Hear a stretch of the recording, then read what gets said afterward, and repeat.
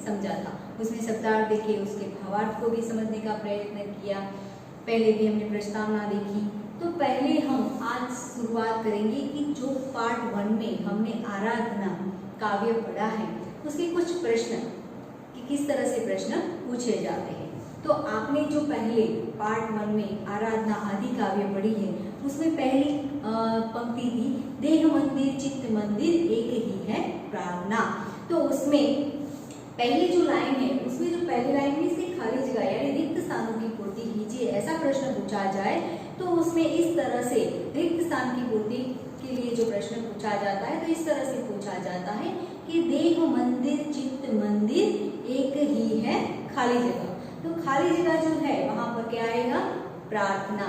तो मैं आपको बता दूं विद्यार्थी मित्रों कि यह खाली जगह एक वाक्य के प्रश्न तैयार करने के लिए आपको तो सबसे पहले जो ये काव्य है आराधना वो पहले आपको तैयार करनी होगी, क्योंकि आपको आराधना काव्य आएगी तो ही आप उसके प्रश्न के आंसर दे सकते हैं।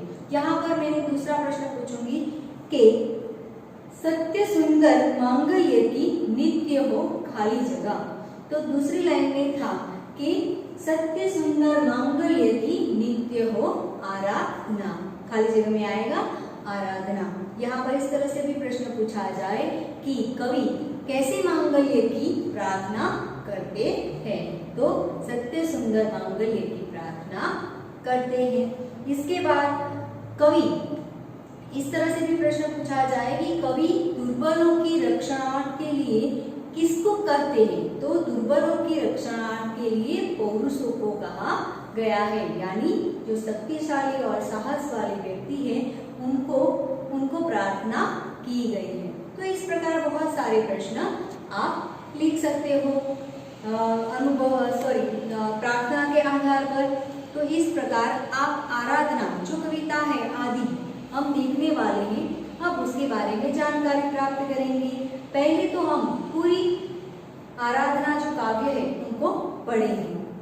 देह मंदिर चित्त मंदिर एक ही है प्रार्थना, सत्य सुंदर मांगल्य की नित्य हो आराधना, नित्य हो आराधना, दुखियारों का दुख जाए है यही मनोकामना, वेदना को परख पाने जगाए संवेदना, दुर्बलों की रक्षणार्थ पौरुषों की साधना।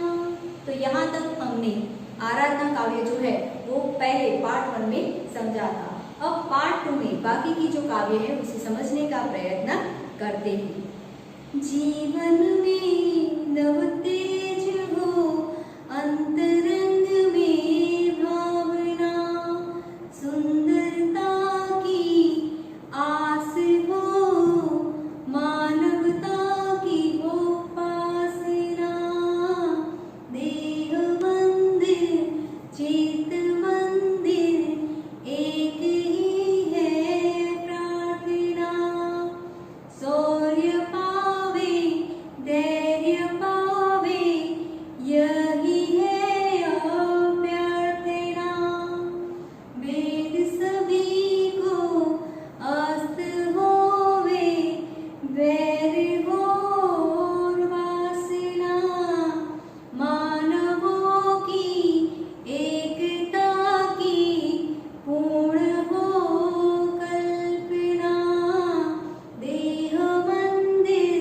चित्त मंदिर एक ही हो प्रार्थना, मुक्त हम चाहे एक ही बंधुता की कामना, देह मंदिर चित्त मंदिर एक ही हो प्रार्थना। तो यहाँ पर हम पहले तो आराधना जो काव्य है उसके शब्दार्थ लिखेंगे, पढ़ते जाएंगे और जो जो शब्दार्थ बीच में आते हैं उसके बारे में हम जानकारी प्राप्त करेंगे। तो पहले है जीवन में नव तेज हो, अंतरंग में भावना। नव तेज यानी नई चमक,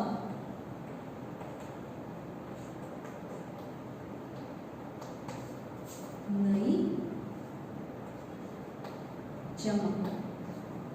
तो यहाँ पर पहली जो है उसमें कवि कहते हैं कि जीवन में नव तेज हो, अंतरंग में भावना। अंतरंग तो उसका शब्दार्थ है अंतःकरण। अंतरंग का है अंतःकरण, हृदय। तो पहली जो लाइन है उसे समझने की कोशिश करेंगे। जीवन में नव तेज हो, अंतरंग में भावना, यानी जीवन के अंदर नई तरंग पैदा हो। हम जो जीवन जी रहे हैं उसके अंदर ऐसी ऐसी नई तरंगे पैदा हो, जिसके अंदर कहा गया है कि अंतरंग में भावना, हमारे हृदय के अंदर नई नई चेतनाएं पैदा हो, ऐसा कवि प्रार्थना करते हैं। आगे है कि सुंदरता की आस हो, मानवता की हो उपासना। आस का अर्थ है आशा।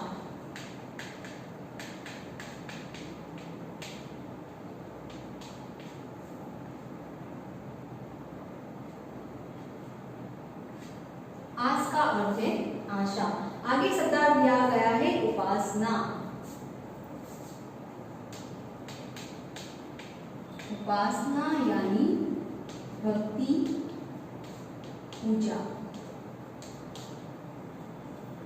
इस कविता का अर्थ है, इस वाक्य का, कि सुंदरता की आस हो, मानवता की हो उपासना, यानी मनुष्य के मन के अंदर सुंदरता होनी चाहिए।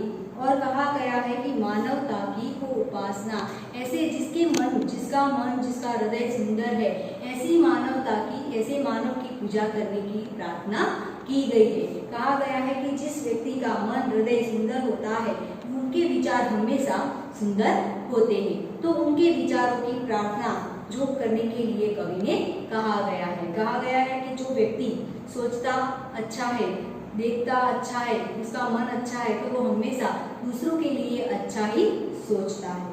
आगे शौर्य पावे, धैर्य पावे, यही है अभ्यर्थना। शौर्य का मतलब होता है शूरता।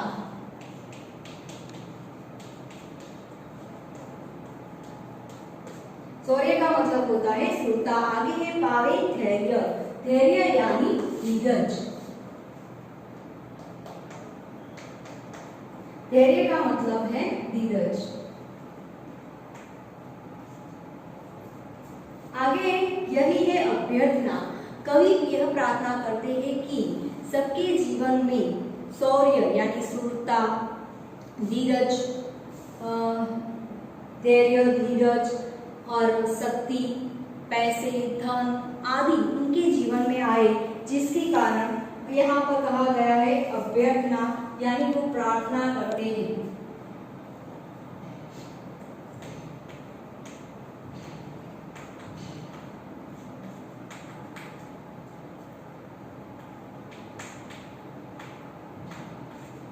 कवि यह प्रार्थना करते हैं कि सबके जीवन में धैर्य, यानी कहा गया है कि शूरता, वीरता, शूरता, धीरज, पैसे, यानी सभी जो सुख शांति है वो सबके जीवन में आए। भगवान से यही प्रार्थना कवि करते हैं। आगे हम देखेंगे कि भेद सभी अस्त होवे, वैर और वासना। यहाँ पर अस्त का अर्थ है समाप्त होना। अस्त का मतलब है समाप्त। आगे है कि वैर। वैर का अर्थ होता है दुश्मनी।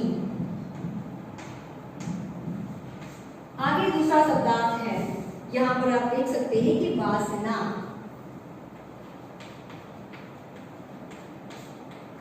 वासना का मतलब है कामना और इच्छा। यहाँ पर कहा गया है इच्छा।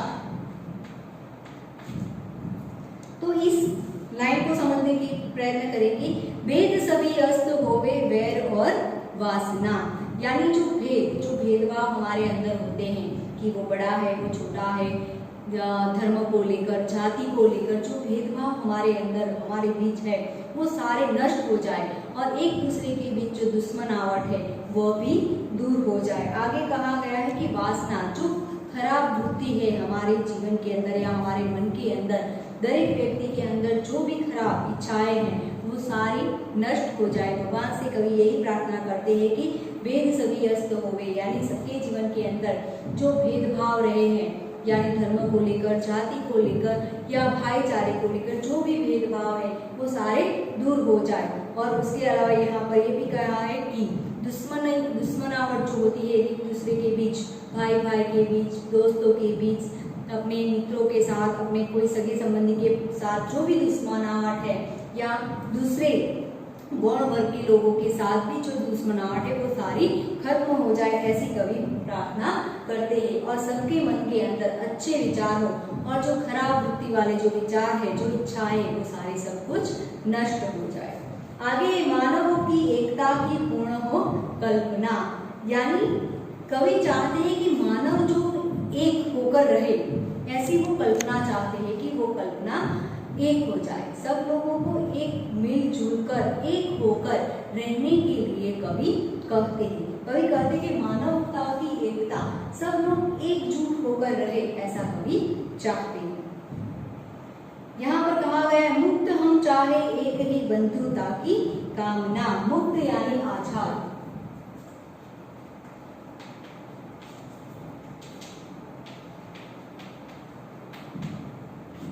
आगे दूसरा शब्दार्थ है बंधुता।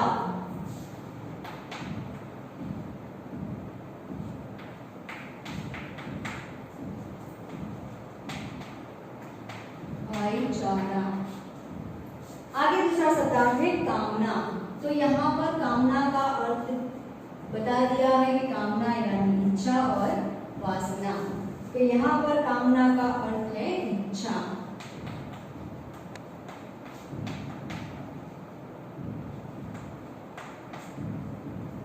तो यहाँ पर समझने की कोशिश करेंगे कि मुक्त हम चाहे एक ही बंधुता की कामना। मुक्त यानी हमारे देश में हम स्वतंत्र रहते हैं, हमारे विचार स्वतंत्र है, हम जो करना चाहे स्वतंत्रता से कर सकते हैं। लेकिन कवि कहते हैं कि मुक्त चाहे आप सब लोग मुक्त हो, लेकिन बंधुता की कामना करते हैं। वो कहते हैं आप चाहे स्वतंत्र हो, आपके विचार स्वतंत्र है, लेकिन आप सब लोग मिलकर एक होकर, एकजुट होकर भाईचारे के साथ अपने देश में रहे, ऐसी वो इच्छा रखते हैं। यानी सबको मिलजुल कर रहने की इच्छा रखते हैं। वो भगवान से यही प्रार्थना करते हैं कि हमारे देश के अंदर जितने भी जाति के लोग हैं वो भाईचारे की वृत्ति को अपनाए और एकजुट होकर रहे। तो यहाँ पर हमने आराधना जो काव्य है वो पढ़ा, उसमें बहुत सारे प्रश्न पूछे जा सकते हैं। पहले जो मैंने कहा था उसमें कहा जाए कि आराधना काव्य के कवि कौन हैं, तो उनके बारे में भी आप लोग लिख सकते हो कि उनके कवि वसंत बापट हैं और उनका जन्म कहाँ हुआ था, तो वो भी आप लिख सकते हो। वो भी मैंने आपको बताया था कि उनका जन्म महाराष्ट्र जिले के सितारा के कराड़ नामक गांव में हुआ था। तो यहाँ पर इस तरह से आप लिख सकते हो। तो पहले जो मैंने आपको शब्दार्थ लिखवाए, जो भावार्थ मैंने आपको समझाया, वो सब आपको आपकी नोटबुक में लिखना है। यहाँ पर फिर से मैं जो भावार्थ की जो लाइन है वो दोहरा देती हूँ ताकि उससे आपको प्रश्न के जवाब लिखने में आसानी हो। तो स्वाध्याय देख लेते हैं कि स्वाध्याय के अंदर जो प्रश्न है उसकी जानकारी हम जान ले कि कवि नित्य कैसी आराधना चाहते हैं। तो कवि नित्य कैसी आराधना चाहते हैं, तो सत्य सुंदर मांगल्य की आराधना चाहते हैं। कवि किसकी मनोकामना चाहते हैं, तो आप देख सकते हो कि कवि दुखियारों के दुख दूर हो ऐसी मनोकामना चाहते हैं। कवि दुर्बलों की रक्षणार्थ किसकी साधना चाहते हैं, तो कवि दुर्बलों की रक्षणार्थ पौरुष की साधना चाहते हैं। कवि किसकी अभ्यर्थना करते हैं, तो यहाँ पर आपको देखने को मिलेगा कि शौर्य पावे, धैर्य पावे, यही है अभ्यर्थना। आगे ये कवि कैसे बंधुता की कामना करते हैं, तो कवि मुक्त चाहे मुक्त हो लेकिन एक ही हो, बंधुता की कामना करते हैं। आगे आप क्वेश्चन 2 देख सकते हो जिसमें लिखा गया है कि निम्नलिखित प्रश्नों के उत्तर लिखिए। कवि कैसे मांगल्य की आराधना करते हैं? तो उसमें वही जवाब आएगा कि कवि सत्य सुंदर मांगल्य की आराधना करते हैं। कवि के अनुसार किसके दुख दूर होने चाहिए? तो कवि के अनुसार दुखियों के दुख दूर होने चाहिए, जिनके दुख कोई सुनने वाला नहीं, ऐसे व्यक्तियों के दुख दूर होने चाहिए, जो लाचार है, कुछ नहीं कर सकते, ऐसे लोगों के दुखियों के दुख दूर होने चाहिए। तो ये सारे प्रश्न हम उसके अंदर उस प्रश्न के अंदर जवाब लिख सकते हैं। आगे है कि कवि की क्या अभ्यर्थना है? तो कवि की क्या अभ्यर्थना है? तो वो भी मैंने आपको आगे प्रश्न में बता दिया कि कवि की अभ्यर्थना है कि शौर्य पावे धैर्य पावे, यानी सबके जीवन में धीरजता बनी रहे, शौर्य वीरता बनी रहे, सुख समृद्धि हो, ऐसी वो अभ्यर्थना, ऐसी प्रार्थना करते हैं। आगे है कवि भेदों को नाश करने की बात क्यों करते हैं? यानी मैंने आपको लास्ट में बताया कि कवि भेदों को नाश करने की बात क्यों करते हैं, यानी कि जो भेदभाव होते हैं वो हमें एक दूसरे से अलग करते हैं।